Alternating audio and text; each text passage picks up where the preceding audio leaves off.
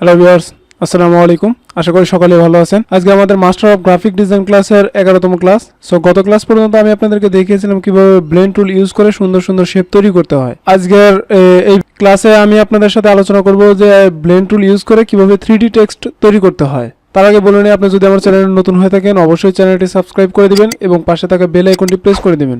So চলুন video শুরু করি। সর্বপ্রথম আমি আমার ইলাস্ট্রেটরটি ওপেন করব। এরপর আমাদের সর্বপ্রথম যেটা করতে হবে, এইখান থেকে আমাদের সর্বপ্রথম একটা ইলিপস নিতে হবে। দেন এটাকে আমরা স্ট্রোক কালার নান করে দেব এবং ফিল কালারটাকে গ্রেডিয়েন্ট কালার দিয়ে দিব। গ্রেডিয়েন্ট কালার দিয়ে দেওয়ার পরে এখান থেকে আমি এটাকে কপি করে পাশে রেখে দিব। এরপর দুটাকে একসাথে সিলেক্ট করব ড্র্যাগ করে। দেন আমরা ক্লিক করব হলো ব্লেন্ড টুলে। এরপর এখানে একটা ক্লিক করব, এখানে একটা ক্লিক করব। দেন এইখান থেকে ডাবল ক্লিক করে প্রিভিউ দিয়ে স্টেপে গিয়ে আমরা দিব হচ্ছে ধরেন 300। আপনি চাইলে এর সাথে কম বা বেশিও দিতে পারেন। আমি জাস্ট আপনাদের বোঝানোর জন্য আমি এটা দিলাম। আচ্ছা, এটাকে আমি আর একটু ছোট করি।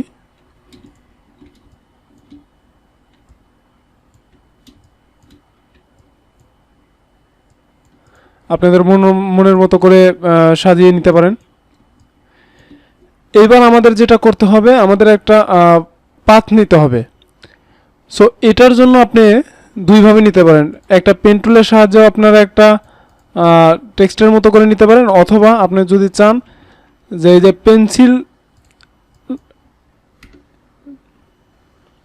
পেন্সিল টুলস নামে একটা টুলস আছে, এটার মাধ্যমে আপনি নিতে পারেন। এই যে এখান থেকে শেপার টুলসে যদি রাইট বাটনে ক্লিক করি তাহলে দেখতে পারবো যে পেন্সিল টুল। সো এইখান থেকে আমি যদি লিখি, এইখান থেকে আমি একটা শেপ নিব। প্রথমে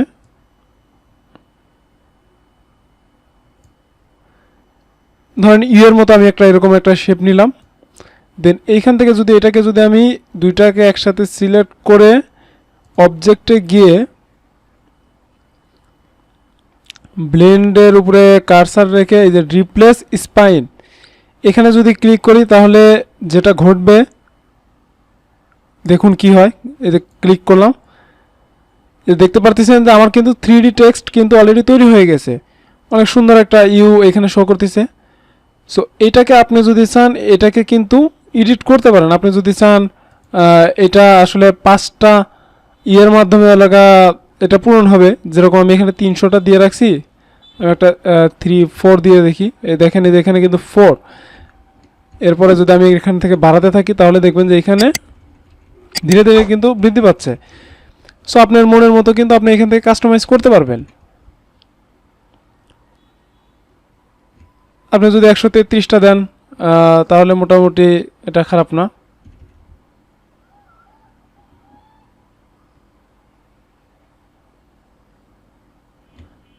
আই থিঙ্ক এটা ঠিক আছে। সো এইভাবে কিন্তু আপনারা এরকম 3D টেক্সট কিন্তু তৈরি করতে পারেন।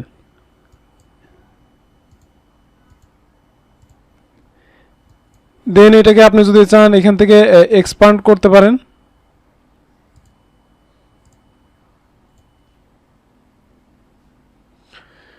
সো ভিউয়ার্স, এভাবে আপনারা আপনাদের মনের মতো করে 3D টেক্সট তৈরি করতে পারবেন।